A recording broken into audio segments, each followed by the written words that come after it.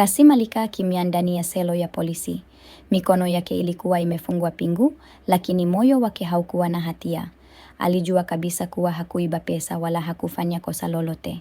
Tatizo lilikuwa moja tu, hakukuwa na mtu aliyemwamini. Nje ya kituo cha polisi, habari zilikuwa zimeenea kwa kasi. Watu waliokuwa wakimsifu jana, leo walikuwa wakimuita mwizi. Simu za Aisha hazikuacha kuita. Marafiki na ndugu walitaka kujua kwa nini mchumba wake alikuwa amekamatwa. Aisha alilia bila kuelewa kilichotokea. Alikataa kuamini kwamba Kasim angeweza kufanya jambo kama hilo, lakini kila ushahidi uliokuwa mbele yake ulimfanya aanze kupata mashaka.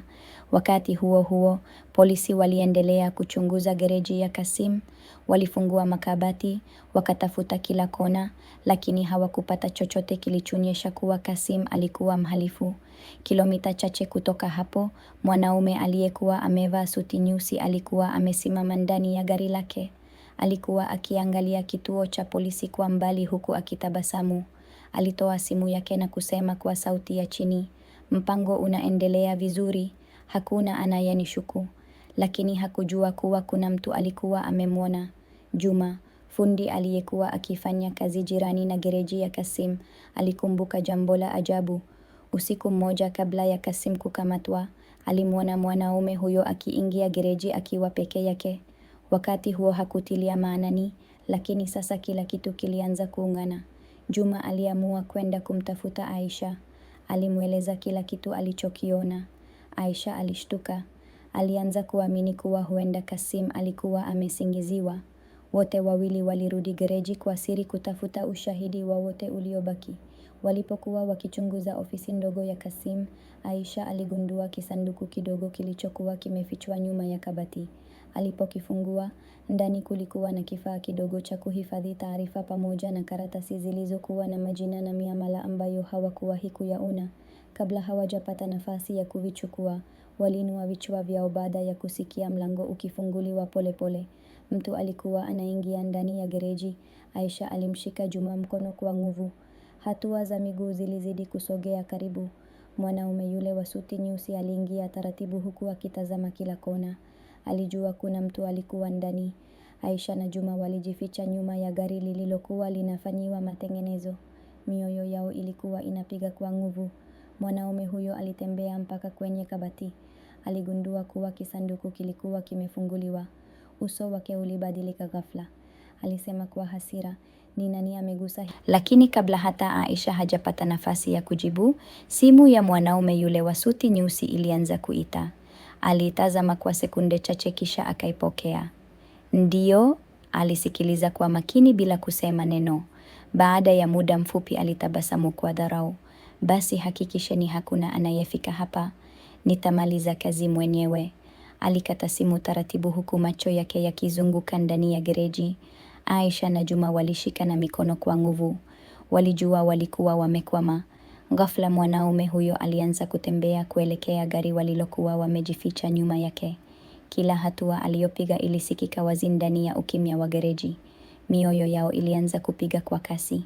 Juma alimnong'oneza Aisha, "Usitoe hata sauti." Hatua zilizidi kusogea. Hatimaye mwanaume huyo alisimama karibu kabisa na gari. Akiwa ameinama kidogo, aliangaza mwanga wa tochi chini ya gari. Aisha alifumba macho huku akijizuia hata kupumua. Lakini ghafla, simu ya Juma iliyokuwa mfukoni ilianza kutetemeka. Wote wawili walipigwa na hofu. Juma aliitoa haraka na kuizima kabla haijatoa mlio. Lakini tayari mwanaume huyo alikuwa amesikia mtikisiko ule mdogo. Uso wake ukabadilika. Alitabasamu polepole. "Nimewapata." Akaanza kuzunguka upande wa pili wa gari. Aisha alitazama pembeni na kuona mlango mdogo wa nyuma wa gereji ulikuwa wazi kidogo. Kulikuwa na nafasi ya kutoroka, lakini walipaswa kufanya uamuzi ndani ya sekunde chache. Wakikimbia, mwanaume huyo angewafukuza. Wakibaki, wangekamatwa. Juma akamwangalia Aisha na kunong'ona, "Nikisema kimbia, usigeuke nyuma hata mara moja." Aisha akatikisa kichwa huku machozi yakimtoka. Mwanaume wa suti nyeusi aliendelea kusogea. Mguu wake ulikuwa umefika karibu kabisa na walipojificha. Ghafla, mlango wa gereji ulifunguka kwa nguvu. Watu wawili waliovaa mavazi meusi waliingia ndani. Mmoja wao alisema kwa sauti nzito, "Bosi, tumemzingira kila upande. Hawana pa kwenda." Aisha alihisi tumaini likianza kupotea. Lakini wakati hakuna aliyethubutu kusogea. Ndani ya gereji kulitanda ukimya mzito. Mvua iliendelea kunyesha nje huku matone yake yakigonga bati la paa kwa sauti ya kutisha. Mwanaume wa suti nyeusi aliwatazama wale watu wawili waliokuwa wameingia. Akasema kwa sauti tulivu lakini yenye mamlaka, "Fungeni kila mlango. Wakitoroka leo, mpango wetu wote utaanguka." Wale wanaume wawili walitawanyika mara moja. Mmoja alianza kuelekea upande wa nyuma wa gereji huku mwingine akianza kukagua kila gari lililokuwa limegeshwa humo. Aisha alihisi miguu yake ikitetemeka. Juma alimshika begani na kusema kwa sauti ya chini, "Bado tuna nafasi." Aisha akamwangalia kwa mshangao. "Nafasi gani?" Juma akaonyesha upande wa juu wa gereji. Kulikuwa na ngazi ya chuma iliyokuwa inaelekea kwenye gala dogo lililokuwa juu ya ofisi. "Kama tukifika kule wanaweza kutupoteza." Lakini kabla hawajaondoka, mmoja wa wale wanaume alisimama ghafla. Aliinama chini na kuona alama za matope kwenye sakafu. Aliinua kichwa pole pole na kusema, "Bosi, nimeona nyayo." Mwanaume wa suti nyeusi akatabasamu, "Endeleeni kuzifuata." Pole pole wakaanza kufuata alama zile. Kila hatua iliwaweka karibu zaidi na Aisha na Juma. Juma akavuta pumzi ndefu. "Kimbia nikisema sasa." Lakini Aisha hakusogea. Macho yake yalikuwa kwenye USB aliyokuwa ameificha mkononi. "Hatupaswi kuiacha." Juma akatikisa kichwa. "Hii ndiyo sababu wanatutafuta." Aisha akaificha vizuri ndani ya koti lake. Ghafla sauti ya gari ilisimama nje ya gereji. Kila mtu aliyekuwa ndani aligeuka kutazama mlango. Mmoja wa wale wanaume akakimbia kwenda kuchungulia. Baada ya sekunde chache akarudi haraka. "Bosi, kuna gari la polisi linaingia." Uso wa mwanaume wa suti nyeusi ukabadilika kwa mara ya kwanza. "Aina gani ya polisi?" "Sijui, lakini wanaelekea huku." Kwa sekunde chache hakuna aliyesema neno. Aisha na Juma walitazamana. Huenda hii ilikuwa nafasi yao pekee ya kuokoka.